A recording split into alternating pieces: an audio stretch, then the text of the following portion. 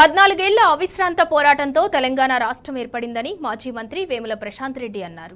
చావునోట్లో తలపెట్టి తెలంగాణ రాష్ట్రాన్ని కేసీఆర్ సాధించారని గుర్తు చేశారు. తెలంగాణ కోసం కేసీఆర్ అవిశ్రాంతంగా పోరాడారని వివరించారు.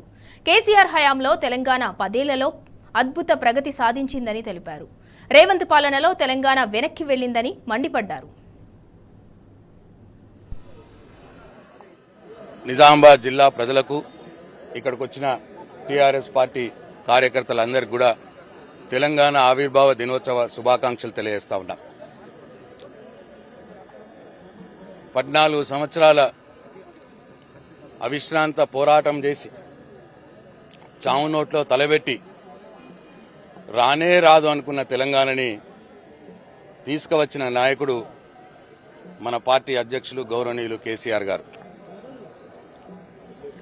కేసీఆర్ గారు చేసినటువంటి పోరాటంలో ఎందరో మంది యువకులు వారి బలిదానాలు, ఉద్యోగ ఉపాధ్యాయ వర్గాల పోరాటాలు,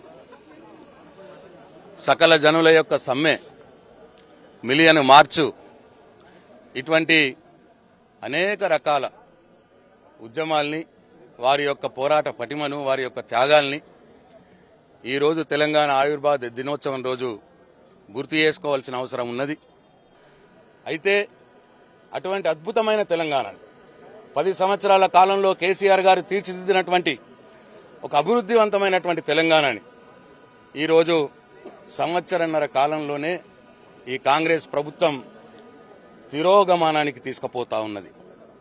ఆనాడు తలసరి ఆదాయంలో నంబర్ వన్ స్థానంలో ఉన్న తెలంగాణని ఇవాళ 4వ స్థానానికి దిగజార్చినాడు ఈ ముఖ్యమంత్రి రేవంత్ రెడ్డి. 3వ స్థానంలో జీఎస్డీపీ పెరుగుదలలో 3వ స్థానంలో ఉన్నటువంటి తెలంగాణని ఈ ముఖ్యమంత్రి రేవంత్ రెడ్డి అసమర్థ పాలనతో 11వ స్థానానికి దిగదీర్చాడు. ఆయన చెప్పినటువంటి ఏ హామీ కూడా ప్రజలకు సంపూర్ణంగా ఇయ్యట్లేదు.